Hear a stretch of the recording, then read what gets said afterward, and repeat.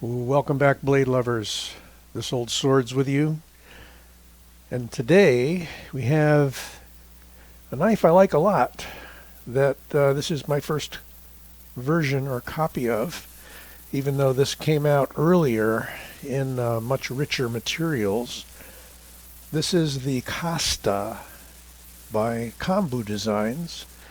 That's Grzegorz Grabarski, a Polish knife maker. A Polish designer. Not sure if he makes knives as well. Very well known on the scene, particularly with Bestech. So here's another Bestech, but now they have brought this down into a little more of the affordable range. The originals were up around $300 in M390 in titanium, and some nice inlays of carbon fiber and other materials. But this one is coming in a good deal lower. I think, and I should have looked it up. I'll give you the link, but this one's coming in around $115, $120, and this is out of 154 cm. And G10 handle with a G10 inlay. And a very nice seamless transition between the handle and that inlay. We've got some nice millwork on the handle that gives it a nice contour.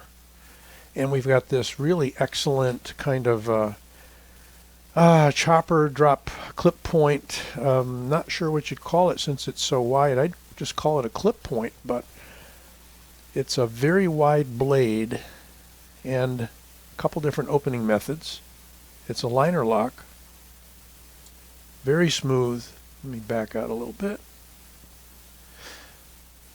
So we've got both the flipper tab fairly muted with a great tuned action as we usually see from Bestech.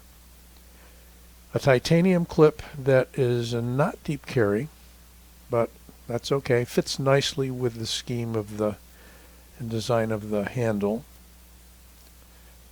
The finger hole does allow you to middle finger flick it and roll it out with your thumb, or flick it out with your thumb.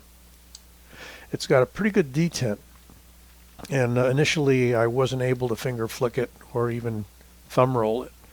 So that detent hangs on pretty good. You cannot fail this knife. It just releases all at once. There's my pressure, and it just goes with authority. Nice choil area here, kind of a semi-choil area. That means you can fit your fingers sideways, but not fully across. But that's okay, because that's sort of the approach of the finger anyway.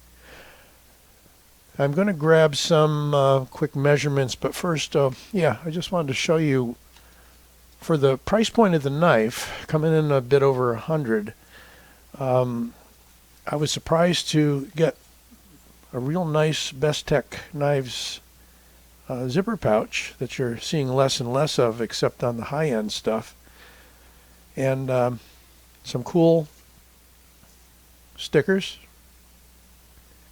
with Kombou knife designs. Kind of neat. Your usual microfiber cloth and information. Won't open that all up, but nice stiff, good quality pouch. And look at that. We have a knife and a knife. All right. That's why I hate to open those things up. Everything falls out, including little specks of dust and dirt. Look at that mess. All right. So let's get the tape measure out and see how this sizes up. One thing I'm noticing is that it's got a full-size handle, got some left over. The fit is really nice, and we're talking about a medium-size knife overall. So this is coming in at 8 1/4 with a 3.5 inch blade and a cutting edge slightly less than 3.5. okay, because of the finger choil. And got a blade thickness that's pretty stout. Let's see if I can get that as accurate as possible. We'll call it 4 millimeters. That's kind of what I thought. And across the handle, 0.59. So pretty wide handle, pretty thick liners. And let's grab a weight on it. Let's see if I can get the scale set up right this time.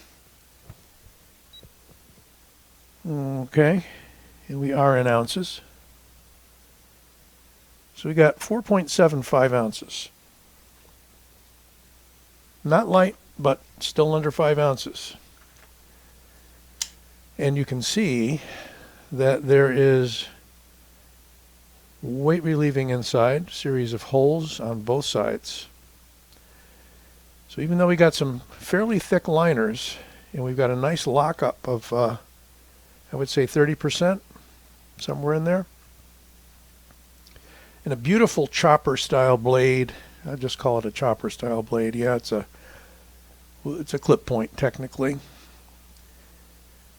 I'm going to show you something very similar from Kombou. And this is the Drake. Look at the similarity in those blades. The Drake's a longer knife, coming up on 4 inches with that blade, I believe, or at least 3 3/4. But very similar, a little narrower, not as tall a blade, and with a grind that's not as tall, because the grind on the Drake, as you can see, doesn't go all the way up, but comes pretty close. But that clip is very, very similar, with the exception of the way that they run the swedge out near the peak of that blade, near the clip, in a larger hole. I figured that would be an apt comparison. A little longer handle and more rounded on the Drake. Still with a titanium clip. And the Drake has Aus 10 for its steel instead of 154 cm. And does come in just a bit less. I think it's under $100. Let's take a look at some more details here. It's kind of an interesting pivot. T8. Check that out already. Effective jimping, and it really melts into the hand. Very ergonomically friendly handle. This one has the tan, kind of a light tan, desert tan insert on the black handle. And there are other variants, I think 2 other variants in terms of color. One has a bright red, as I recall. And a nice cutout there, relief, and very easy to get at the release for the liner. I like the larger screws that are being used. And I believe those are T8 as well. Very simple, not overdone with the screws as we do see on some knives. And is there a lanyard hole? No, there's no lanyard hole or lanyard pin. And no, the clip is not switchable to the left side, unfortunately for you left-handers. Minimally branded. There's Bestech's logo on the show side. Kombou's marker, maker mark there. And very small right there, if we can get it in focus, is 154 cm. So decent steel, decent price. As I said, I will put some links in the description where you can purchase this, either from White Mountain or some other vendors. Just a well done knife in terms of action. And see, now I can't open it with a finger flick. You can, it's not that hard. just my hands. And yeah, pretty good amount of backspacer there, mainly near the pommel. So it's pretty wide open otherwise.